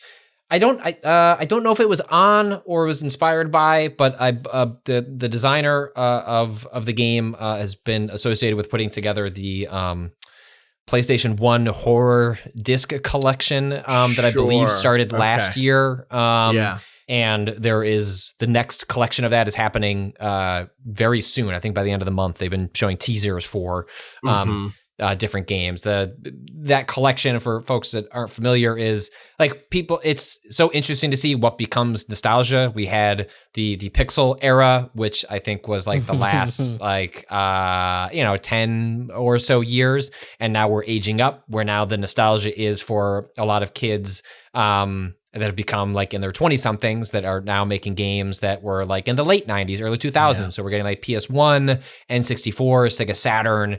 We're not quite at like PS2, but like we're getting a lot of games that are playing in the space of PS1 aesthetics, in which you have like low, like a draw distance, like textures that aren't with like no anti-aliasing, low poly models. Like it has a very specific look, and Fatum Betula is in that mold. It has strong King's Field vibes for me. Maybe that's just because like when I think of like getting dropped into a world where you don't know what's going on and you better just start exploring, I think of King's Field. I didn't play a ton of those games, but I played a lot of renting King's Field from the store. And I played a lot of one of them, and remember like fighting these crabs and being, the fuck is this game? I always wanted to go back, especially now, be curious just to see. I played a lot of From Software games without having any knowledge of like them as a studio until writing about games professionally. But anyways, like this game doesn't have any combat, but you are dropped into a church. You walk forward. There is this grotesque face Lovecraftian sort of creature that approaches you and gives you 3 vials and like kind of gestures. You need these 3 vials. Those are important. And there's like a tree that's next to you and a bunch of water, and you're sort of just, I don't know, go see what that world is. There's no objectives. There's no map. There is like no direction on what you should do next. There are just, you walk out of that church. There is a left. There is a right. There is a cat creature in front of you can talk to. There is a well that you can fall into with this Lord of the Rings looking kind of Gandalf motherfucker who says like, you know what?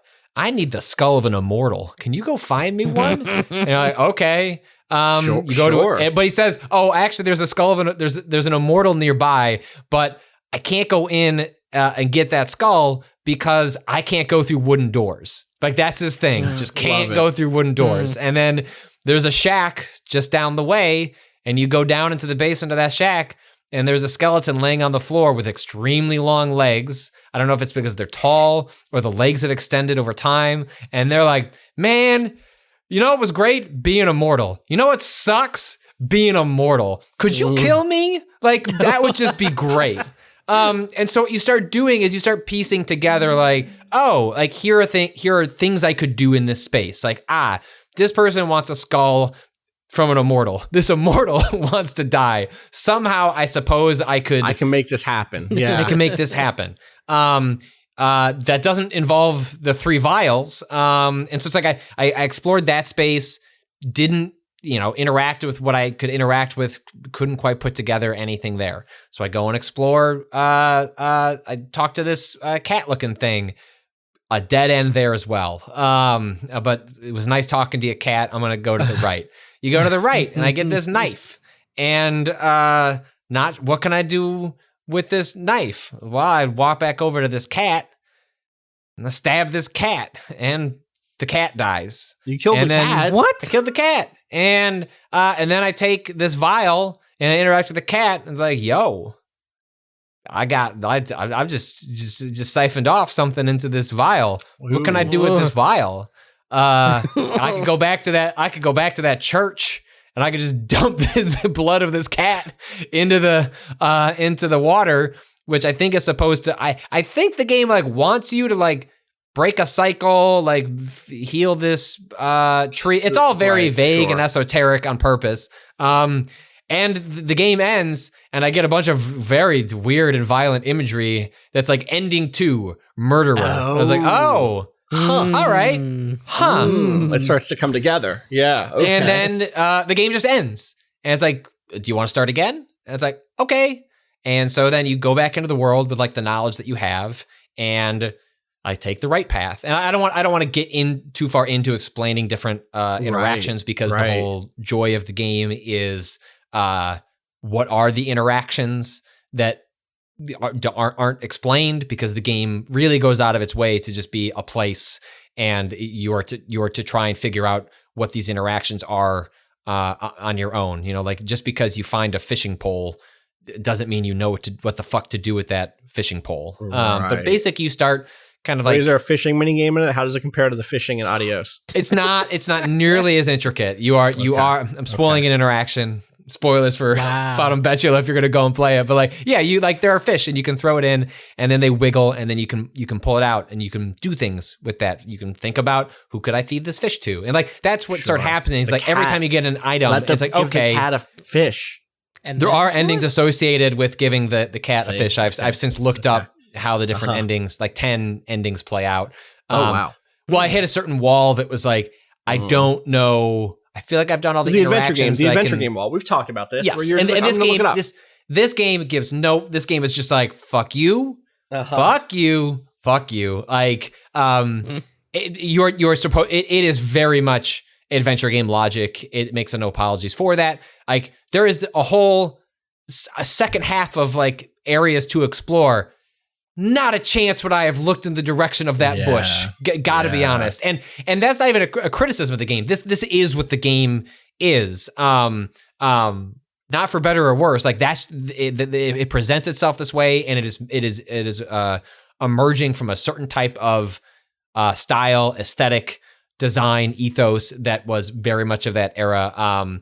And so to a certain degree, what ended up happening was all right, I would hit a wall on interactions, and I'd be all right, I'm gonna go look up a fact that's here are the different endings, and it would just be hey, here's the thing you can go do over there, and I was I didn't even know was a possibility space. So then they would open up 3 new areas for me to look at, and then when I would hit a wall, I'd be all right, now I'm gonna go look up an ending, and all the endings are not what the ending is. It's just here are the interactions you need to do to get to that in that direction. It's I didn't even know I could do that with that character. And it very much reminded me of, I have to imagine when this game came out, it came out on PC last year. There's a Steam version you can get. I played it on Switch.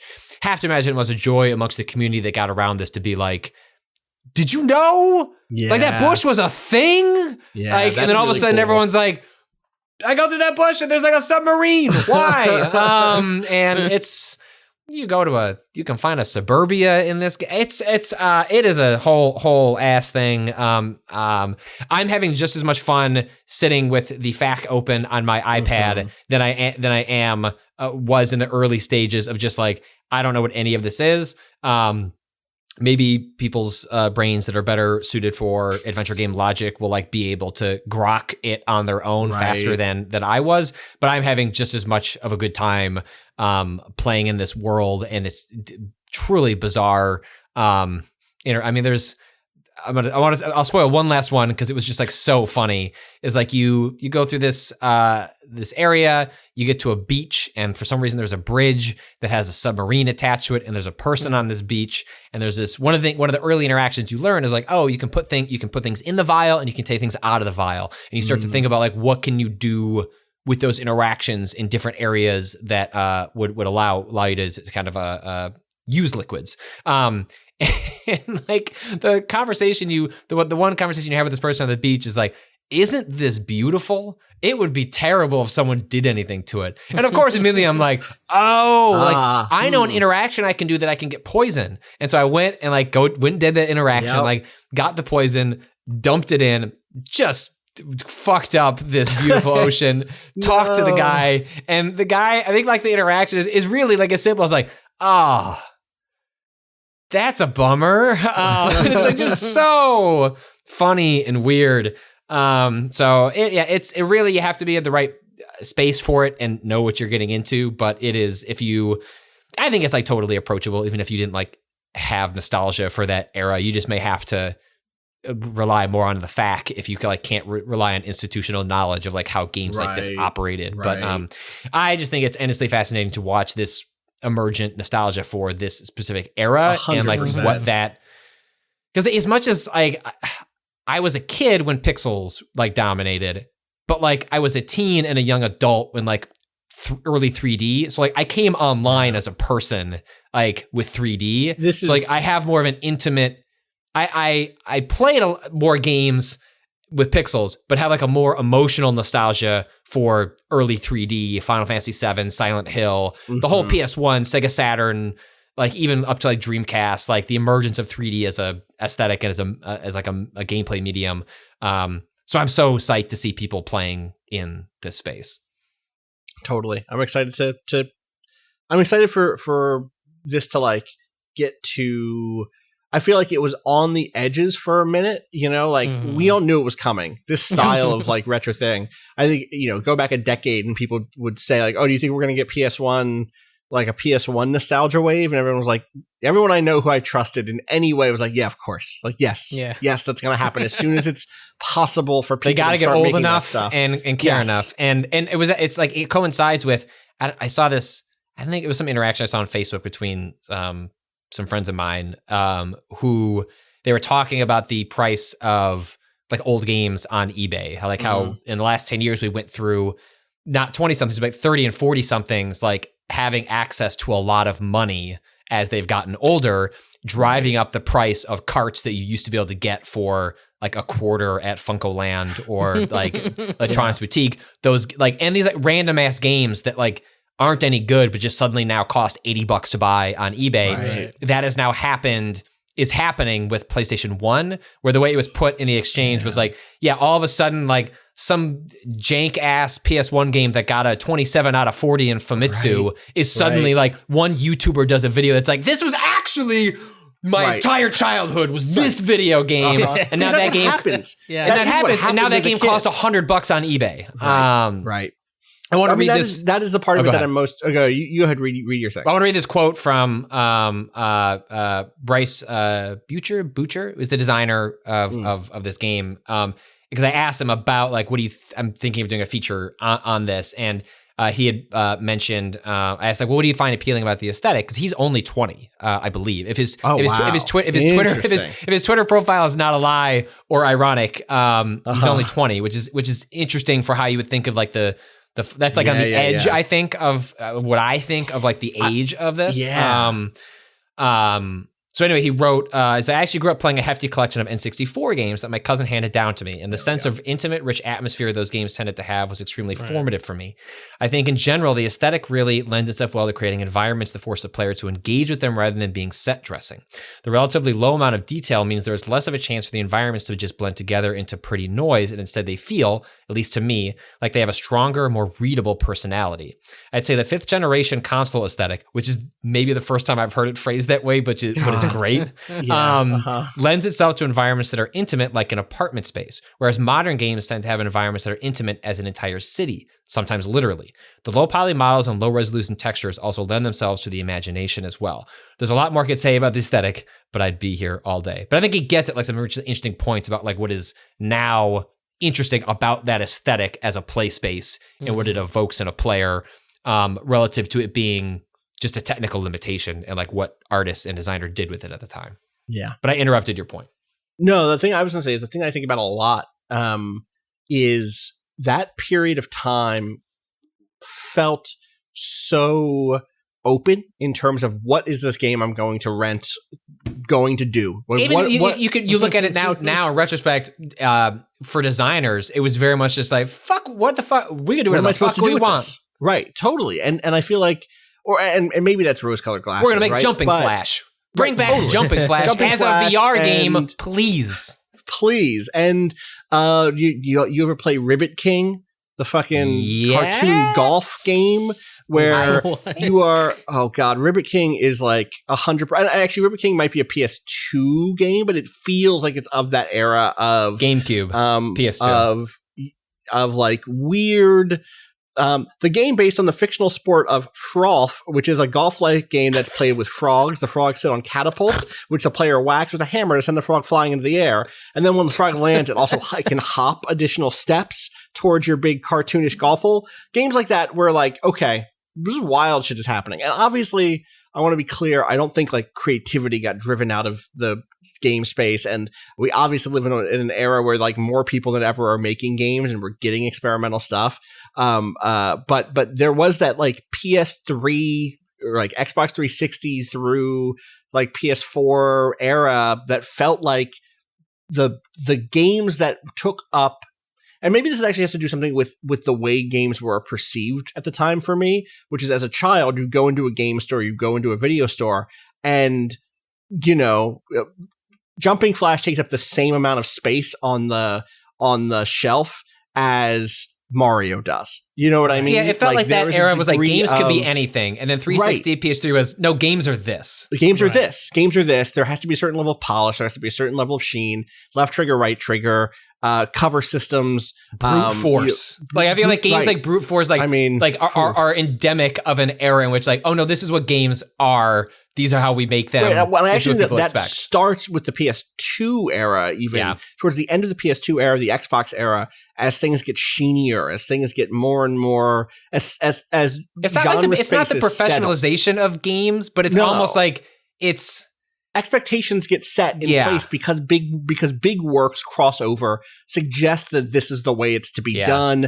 Audiences start to expect that. Marketing budgets and producers start to indicate we need to show this. But I guess that's like the games inexorably tied to technology. Thus, they reach a certain aesthetic slickness that then just didn't exist. I mean, like it was always just in some ways it exists. Maybe it's like the advanced to like realism. I don't know, but there's something there that you're touching on that is like at some point it was like we reached a certain part of the technical mountain, and now games have to be this because that's how we're going to commercialialize them. Whereas like you go back now or you look at the game that you just shared. What was it Fatum called again? Fatum Betula. And like one of the things you didn't mention is in certain parts of the world, it seems like the sky is just pink with text on it or something. There's an interaction you have that sends you to a dreamscape in which it glitches. It appears to glitch out to the point that I actually, for a brief moment, was like, a bug. And then I was like, did the interaction again to revert the world. And I was like, no, this is it. And actually, like it like for like some of the early ending interactions, like it is critical for you to figure out like what you can do in that space. And like when I did that was one of those early, okay. Right. but like in the era of the 360, the era of the 360, you had to have a good skybox, right? Yeah. You had to have a solid, or you got made fun of for there was a degree of like, these games barely feel like they're hanging together. Like part of what I think about, which is like what a lot of games I played at the time felt like, right? Well, I feel like when I think of a lot of like the PS1 era aesthetic is like shaky like polygons, like just like you can like see through them, and like they're just figuring out how these even work, and like it's rickety to the point of that has become part of the like the ricketiness is part of the aesthetic, as opposed to the polished up nature that like started in the PS2 and was really became part of the 360 PS. And it again, like I really do think the PS2 had a lot of games. I think about like do you ever play Baroque, which is another one of these like Baroque is like I want to say Atlas published it. I forget who made it. I forget who the developer was on it, but that was like a weird roguelike before roguelikes blew up in mass audience stuff. Like, you know, the roguelike has a deep Japanese history, especially with like, hey, we've taken this basic format and have added a ton of art to it. And it was like a roguelike meets an early FromSoft style action RPG. Yeah, so dungeon crawler. Games like Wizardry, which were like popular here, but like way more popular in Japan. Totally. The day when I went down the Wizardry Wikipedia hole and was like, yeah, Wizardry was like that was like a thing briefly in the 90s, and it was like, it was, but in Japan, it never ended, and they made 1 million of them. Totally. Well, I mean, this is the thing of just like, we've talked about Fantavision, and we've talked about, you know, like there was an era of a degree of, I think, again, it's just like what is getting made reflects an openness to the form and a freshness of the tech. Where like, hey, we can make a 3D game. What if we made a 3D game where you were a mosquito who had to plague a family and drain it of blood? Let's call that shit Mr. Mosquito. And Eidos Interactive published it under their like, we're going to pick up weird games from Japan label. Like they had a label, a sub-label that I forget, that they brought over a weird music game as well. I want to read this. I was looking at the Wikipedia page for Baroque. The music section. The music of Baroque was composed and arranged by Masaharu Owada, who had previously worked with Sting, not that Sting, on Treasure Hunter G. Oh, Sting, the company. Right. Yeah. Yes. Okay. When asking for music, when you said not that Sting, I thought you meant not Sting the musician, Sting the wrestler, and I was like, wait, my brain. Continue. When asking for music, Yonemitsu requested tracks that did not sound like music, using the natural sound backgrounds of documentaries as a reference for creating natural emotion in an audience without using a separate music track. Sometimes as descriptions, Yonemitsu would send Owada a short poem, but even then, it was difficult for Owada to create satisfactory tracks. When Owada complained about a lack of reference material, Yonemitsu found some suitable music tracks, notably music from Nighthead and I want to say Amadeus, but it's not Adamus? ADIEMUS? I don't know. The tracks were designed to be listened alongside the in-game sound effects. I don't know. That just sounds like some real drama in making the music for Baroque. Give me more reference material, motherfucker.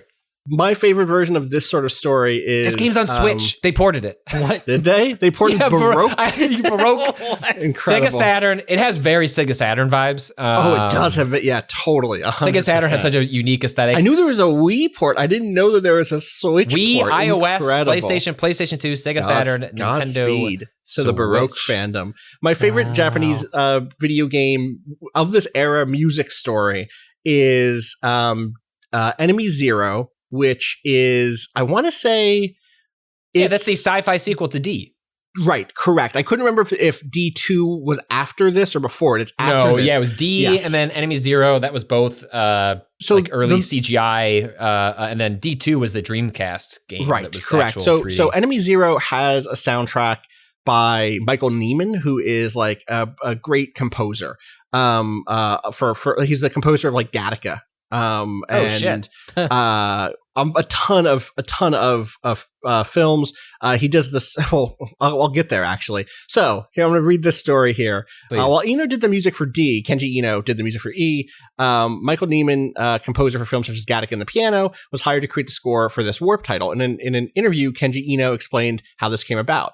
I like Michael Nyman a lot, and I like his soundtracks, so I was thinking it would be awesome if I could get him to do the music. I thought that would be impossible, but it would be great if that happened. Then there was a big earthquake in Kobe, Japan in 1995, and Michael Nyman was donating pianos to schools in the city. When the earthquake happened, he said he wanted to check out how the pianos he donated were doing, so he came to Japan. When I found out that he was in Japan, I invited him back to my hotel room and tried to convince him for 6 hours to come work with me. And so at the end, Michael was like, okay, I'll do it. Just let me go back to my room. So he went back exhausted after being convinced for 6 hours. We didn't work terms of conditions. He just said that he would do it. Which is incredible. And then he makes this score that is incredible. Like, I love the Michael Nyman Orchestra's version of Enemy Zero soundtrack. And the thing that's amazing to me is years later, Nyman would be asked to do a score for Man with the Movie Camera, which is a classic of film history. Man with the movie camera. I have a poster of it back there behind me. Is like one of the films that, comes out of, the early film, not film studies in the way that we think about film studies, but it comes out of a kind of Soviet film experimentation.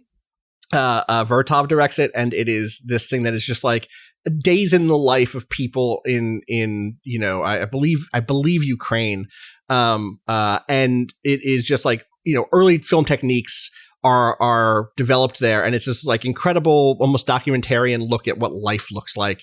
And it has had a bunch of different scores over the years, including Michael Nyman's. And Michael Nyman's is the Enemy Zero soundtrack re-recorded. He takes the compositions that he liked from Enemy Zero, but like were just about a creepy space station. He's like, you know what? This is about daily life in Soviet Ukraine now. Re-records it with an orchestra, and it still slaps. Like, I still think it's fantastic. Like, some of those tracks are incredible. And it's worth seeing that version of that movie. But yeah, again, games like D2, Enemy Zero. Oh, I don't want to keep reading from Wikipedia pages, but please. Enemy Zero began life on Sony's PlayStation. Its unveiling at the 1996 PlayStation Expo in Tokyo was described by journalists as the highlight of the show. Irritated by Sony's failure to meet even a third of pre-orders for the PlayStation version of D, and to a lesser extent, their policy that all marketing for third-party games had to be approved by them. Sony was a real power moves in that era. At a press conference during the Expo, Kenji Eno made a shocking move. Eno showed a preview of Enemy Zero.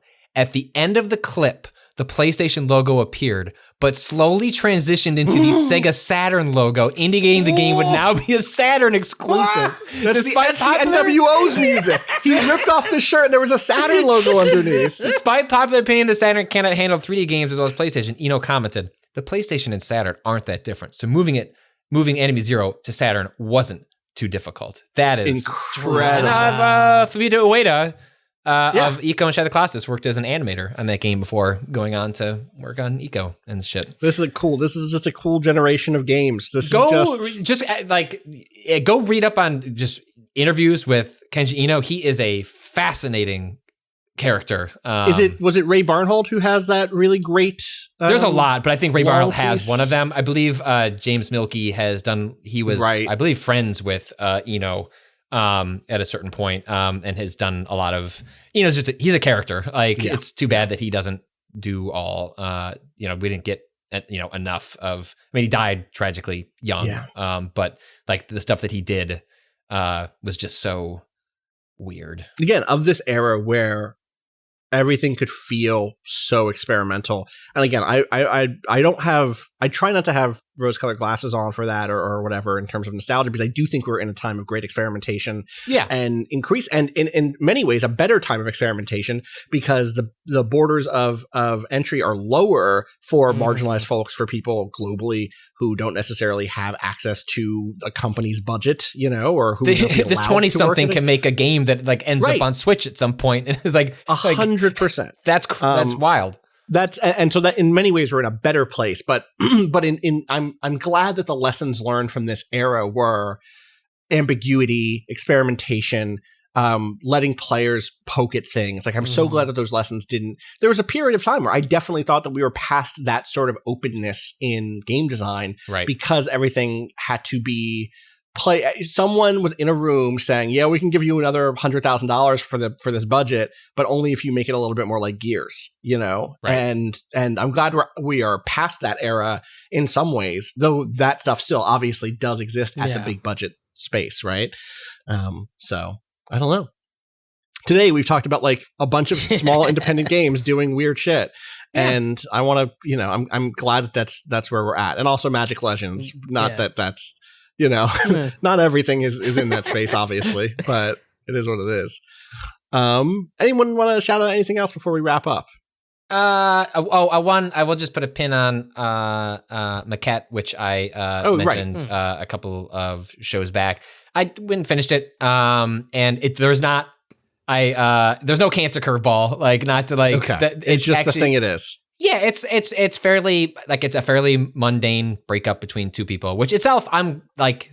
I wanted at least like, cause we'd spent a lot of time kind of dragging that game, and I don't know that it came out of it feeling much different about its execution on even what it's trying to do, but it didn't do that. And I like that, Adios, while there is drama to it, I like the idea of games that are willing to have like more mundane storytelling and finding the space for interesting storytelling within that, as opposed to having to be like, saving the world and thing, or like, someone dramatically dying of cancer, like 3/4 through the story. Right. Nothing like that happens in Maquette. So it didn't do much for me. I wouldn't go on my. I'm surprised you finished it, to be honest. It became one of those things where I had the walkthrough up, and it's like this room has 5 minutes before I look at what I'm going to do next. And actually, that became the imagery gets much more surrealist and interesting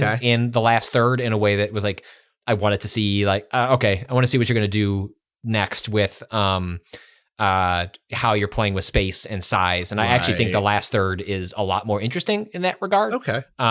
But just wanted to finish out on that one. Shout outs to that. I'm gonna take a quick dip in the question bucket. We've been good about being in the question bucket recently. I want to at least. We're not gonna go too deep because we've already gone for a bit today. But I do want to read this one that comes in from Mike, who says, "What video game's repeated voice lines have a permanent residence in your brain?" I think the classic answer is NBA Jam, From Downtown. That's not how he says it. He goes, From downtown. He does that. Yeah. He's heating up. He's on fire. Right, that's the last one. But for me, it's always been the original Assassin's Creed, someone yelling, "You cannot run forever," and that man's going to fall, and when he does, I won't help him. And oddly, the Zelda-like Star Fox Adventures, specifically the giant statue saying, "Are you ready to go to Krazoa Palace?" Which, sure, why not? I haven't played any of these games in over a decade, but I still hear these voice clips in my head at least once a month. Hope y'all are well. Mike, does anyone have any of these? What's the Dragon's Dogma one? Which one? There's a billion like of them. But there's the shopkeeper. Like their Masterworks all. Yeah, Masterworks all. You can't go wrong. Can't go wrong. That one for sure. That one. That lives rent free in my head constantly. It's just that one's good. There's a this is a bad one because we're at the point, especially at this place, post Deadly Premonition 2, where my like it's no longer ironically charming.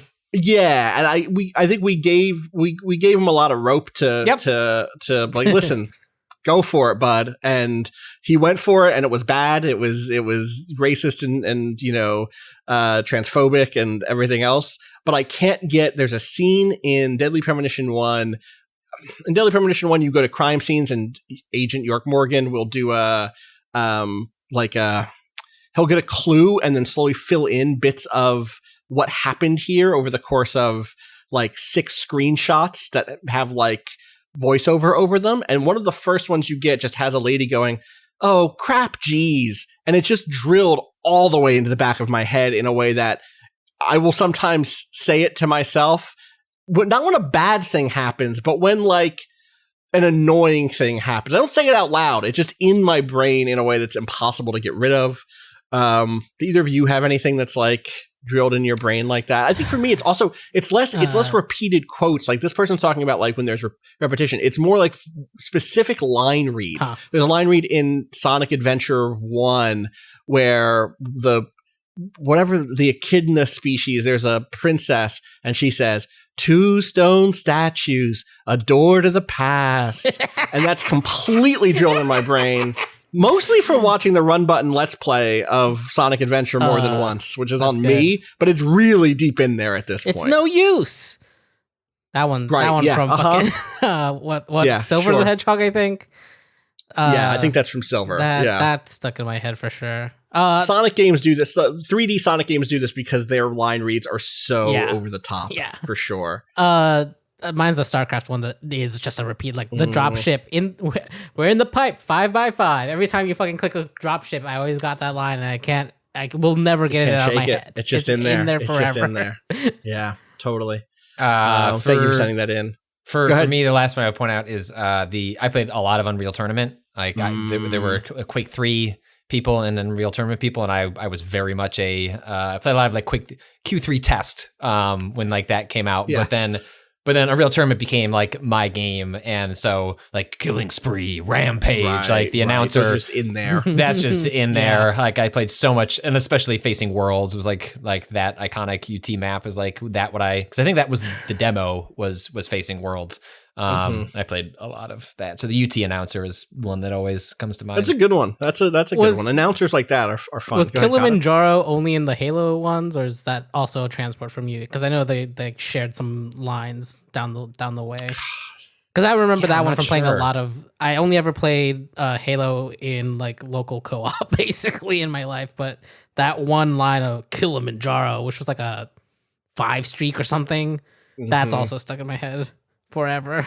Brains. They just obsess with things sometimes. Yeah. It is what it is. Combo Breaker. I was also very into Killer Instinct as a kid. The Combo Breaker was. I mean, those are also just that era of arcade game and like fighting game. Like, how many times have you heard Hadouken or any of the super special moves from Street Fighter or Mortal Kombat? You know, I feel like in a generation was defined by Scorpions Get Over Here. You know, for sure. So that movie looks like it's going to be interesting, I guess. It's got a grimdark vibe, but it knows what it is at the same time. It feels like it knows what it is. Yes. It knows what it wants to be, and so it's just running in. Like it wants to be hyper violent Mortal Kombat, and I'll be curious if how much of that movie, like, is there humor in it, and it's just. Like Kano seems like he's going to be I appreciate that the director recently was like, someone asked like, what's up? Like, no Johnny Cage? They're like, well, we got Kano. Like we got the funny jackass in the movie. Like two of them would be a little much. I disagree. I enjoyed the two like funny jackasses in the original Mortal Kombat. I'm excited for that. I'm excited for that movie. Yeah, Kano shows up in Suicide Squad because it's just he does. Jackass Australian guy. Yep. Captain Boomerang is just that. So is he the one that dies like weirdly? No, that's like that's somebody else. I forget who that is, but they set this dude up. That's a funny beat. I mean, it's a funny beat. They set up a dude as part of the squad who like doesn't get a big intro. He just shows up. He's got fire, right? Like he is. No, Fire Guy sticks around. Slipknot. Whose thing is he can climb. They set him up. He's like, he's really good at climbing. and they get to like the place where the fights are going to start happening, where like the movie is going to start happening. And he immediately like shoots a grappling hook and just tries to run away. He's like, I don't want to be part of this. And they blow him up using the bomb they've implanted in his neck. Wow. Like, really? You guys have a climbing specialist as part of the squad? This was the metahuman you got? Was a dude who's good at ropes? Okay, sure. Why not? He don't make it. He don't make it so much. Can you imagine getting cast as like being like, all right, this is your big break superhero movie. You're gonna play a character who is in this. Listen, I know you're excited about being in a superhero movie. I worked really hard to make this happen for you. Oh, what's my role? Will Smith's in this movie. Margot Robbie's in this movie. It's a franchise. Viola Davis. They're gonna spin-offs based on the audience reacts to the characters. That's right. And you're going to be part of the core team. You're going to be a man who can climb anything. I know it doesn't sound like a big deal, but it's useful. It's useful. You think Harley Quinn can't do much either? She can't climb walls. She can't climb walls. Climb a walls. You can climb anything. Done. Dead. I mean, also this is part of the thing, right? Is like he is a First Nations actor, and that movie is not necessarily. It's very. I love Will Smith to death. but like there was some racist shit in that movie in terms of the way certain characters are depicted. There is the living sword character. Katana, the living sword. El Diablo, who is like a LA gangbanger who. I'm not going to spoil that movie either, but let's just say it's just not good. No. Killer Croc also has some shit where they ask everybody for like a thing they want, and Killer Croc, who is black, asks for BET. That's the one thing he wants in his jail cell. Which, like, listen, it's better than being in just a jail cell without TV. But the fact that like it's just not good. It's just not good. Anyway, I was laughing earlier because I went to Slipknot's wiki page, and his aliases are his real name is Christopher Weiss. His aliases are Slipknot and the man who can climb anything. The man who can climb anything. He can climb anything. So I'm not here to say he shouldn't be allowed to be a superhero or villain. Go for it. You know, just sorry about how you got your head blown off. That's not great. All right, that's going to do it for us today. We're going to be back on Monday. Right? There's no holiday or anything on Monday I have to worry about. We just show up, talk about video games. Show up and talk about video games. Okay. Well, look forward to that. You can find us as always, twitter.com/waypoint. You can find me, twitter.com/Austin_Walker. Where can people find you, Patrick? Someone just tweeted at me that said they... Apparently, when you start the Snyder Cut, there's not a warning, but like a tag at the beginning that says, "This film is presented in a 4:3 format to preserve the integrity of Zack Snyder's creative vision." And they replied to my tweets about it, me calling it a square, and getting a lot of people upset from like the a Snyder month or two Square. ago. The Snyder. There's squares. And there's the Snyder Square. He did a video where he explained his process, and he said it's kind of like a square. So it's kind of like a square. You weren't disparaging the square. Finally. It's just a square. Yeah. It's a square. I'm with you. At Patrick Klepek. Most squares aren't.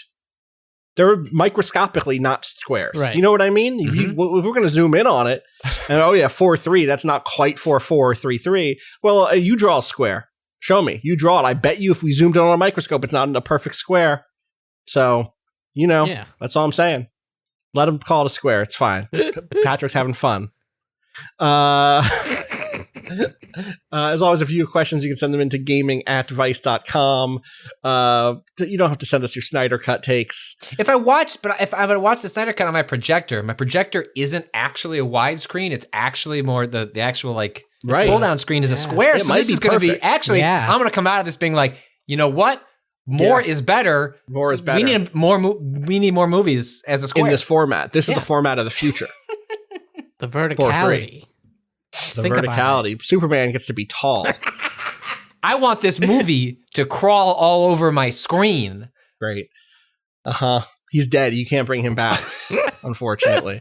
Because, here's the thing: maybe James Gunn has got a soft spot for him and brings it back in the new one. That's the thing. Is like the next movie. It's not a reboot, right? Or is it a reboot? They haven't. Because it's called The Suicide Squad, as if it was a mid-2000s Xbox 360 reboot of a game. And they were going to Will Smith's schedule didn't align with the shooting because they were going to bring back Deadshot, and then James Gunn was just going to recast it, and then Will Smith was like pull the power move and was like, "Nah, like I really like this character. I'd like to come back and do it another time." And James Gunn was like, "Fine," and then just casts, I think Idris Elba. Idris Elba is a different character. He's Bloodsport, right? But another guy with a gun. Another guy with a gun. That's the thing about Suicide Squad. Too many guns in that movie. That whole movie is just like gunfights. Yeah. That's not why I go to a superhero movie. Yeah. John Wick is right there. I need the one guy. I need Batman on the tower with a sniper rifle so I can laugh at that. That's right. Like, that's fine. Give him the gun. Yes. It's very funny that the man who made 300 gave Batman a gun. If he could have done it, he would have given the Spartans a gun. He might have. If you go back to 300, I bet at least one motherfucker has a gun, a gun-like object. Yeah, trust me, you don't have to go look it up. No, it's just mean like the whole Miller thing with Batman is him snapping that gun in the middle of that comic. Mm-hmm. I think we can't get into Stop it. Thank you for joining us today. We're going to talk about this again anyway. We can open the box. Yeah, you know. Miserable. We can open the mother box. You can support us on Patreon to listen to all of our DCEU talk. It's a temporary 1 week Patreon, just to do the Snyder Cut. You know, you can't say things like that. People would do that. People will do it. Yeah, listen. It's called The Other Box. It's a Mother Box focused podcast. All right, that's going to do it for us. We'll be back on Monday. Fuck capitalism, including the Snyder Cut. Go home. $80 million.